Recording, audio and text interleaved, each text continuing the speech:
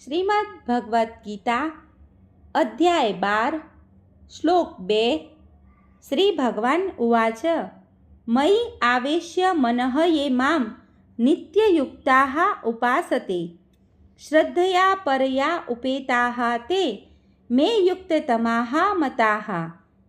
અનુવાદ: પૂર્ણ પુરુષોત્તમ પરમેશ્વર બોલ્યા, જે મનુષ્યો મારા સાકાર રૂપમાં પોતાના મનને સ્થિર કરે છે અને અત્યંત શ્રદ્ધાપૂર્વક મારી પૂજા કરવામાં પરાયણ રહે છે, તેઓ મારી દ્રષ્ટિએ પરમ સિદ્ધ છે.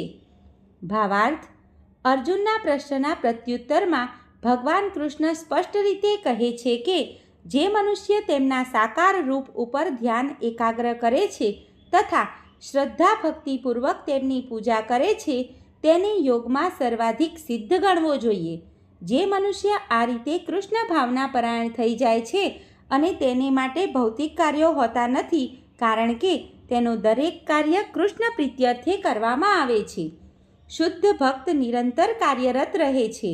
કોઈ વાર તે કીર્તન કરે છે, કોઈ વાર શ્રવણ કરે છે કે કૃષ્ણ વિશે કોઈ ગ્રંથ વાંચે છે, તો ક્યારેક પ્રસાદ તૈયાર કરે છે અથવા કૃષ્ણ માટે વસ્તુ ખરીદવા બજારમાં જાય છે, તો કોઈ વખતે મંદિરમાં સફાઈ કરે છે અથવા તો કદી વાસણ માંજે છે. તે જે કંઈ કરે છે તેમાં તે કૃષ્ણ સંબંધી પ્રવૃત્તિ કર્યા વિના અન્ય કોઈ કાર્યમાં એક ક્ષણ પણ નકામી પોતાની બગાડતો નથી. આવું કર્મ પૂર્ણ સમાધિ કહેવાય છે. સર્વે મિત્રોને દીપ્તિ જોશીના જય શ્રી કૃષ્ણ.